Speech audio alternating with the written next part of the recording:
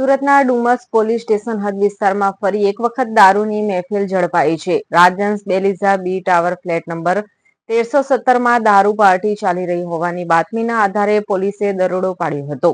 પોલીસે 14 દારૂની bottle, 8 mobile phone અને એક કાર સહિતનો મુદ્દામાલ જપ્ત કરી 6 વેપારીઓની ધરપકડ કરી છે.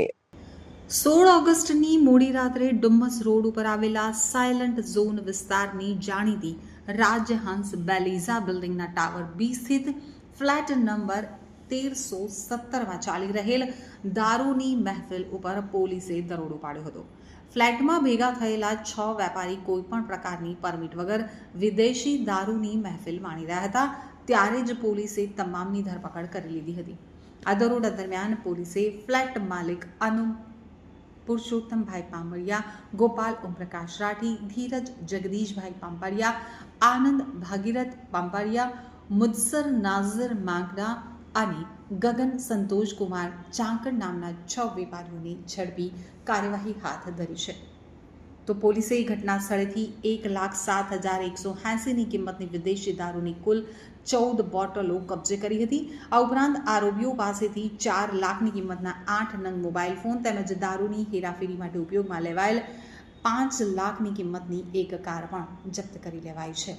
આમ પોલીસે કુલ 10,07,180નો મુદ્દામાલ કબજે કરી તમામ વેપારી સામે પ્રોહિબિશનનો ગુનો નોંધ્યો છે.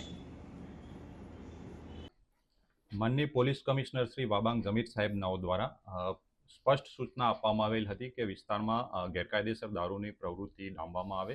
જે અનુસંધાને ગઈકાલે રાત્રે ડુમસ પોલીસ પેટ્રોલિંગમાં હતી. એ દરમિયાન અમને બાતમી મળેલ હતી કે કેટલાક ઇસમો બેલીઝા નામની બિલ્ડિંગમાં દારૂની મહેફિલ માણી રહેલ છે. જે આધારે ટીમ સાથે રેડ કરતા કેટલાક ઇસમો એક ફ્લેટમાં દારૂ પીતા પકડાઈ ગયેલ હોય. કુલ 6 જેટલા ઇસમો દારૂ પીતા પકડાઈ ગયેલ છે અને એમાં 14 જેટલી ઇંગ્લિશ દારૂની બોટલો મળી આવેલ છે. સર, બેલીઝામાં અગાઉ પણ અનેકવાર આ રીતના ગેરપ્રવૃત્તિ ચાલતી હોય છે, તો શું કહેશો? આ સતત પોલીસ ચેકિંગ કરી રહેલ છે અને એના પરિણામ સ્વરૂપે જ ગઈકાલે રાત્રે ચેકિંગ દરમિયાન જે દારૂ પ્રોહિબિશનનો કેસ કરવામાં આવ્યો. દારૂ ક્યાંથી આવ્યો તેને લઈને કઈ રીતે કામ? એ બાબતેની તપાસ ચાલુ છે અને આગળની જે કોઈ પણ હકીકત હશે આપ લોકોને જણાવો. સાહેબ, અત્યાર લગીનમાં લોકો કહી રહ્યા છે કે માત્ર ખાલી પીનારા જ ઝડપાય છે, કેમ બુટલેગરો નથી ઝડપાતા? બુટલેગરો વિરુદ્ધમાં પણ કાર્યવાહી કરવામાં આવશે. સાહેબ, અગાઉ જે કેસ કરવામાં આવ્યો હતો તો તેમાં કોઈ માલુમ પડ્યું કે કોણ બુટલેગર હતું, ક્યાંથી દારૂ લાવ્યા હતા 2 દિવસ પહેલા? નહીં, આરોપીઓ જે પકડાયેલા છે એ ગોળ ગોળ જવાબ આપી રહેલ છે કે આ દારૂ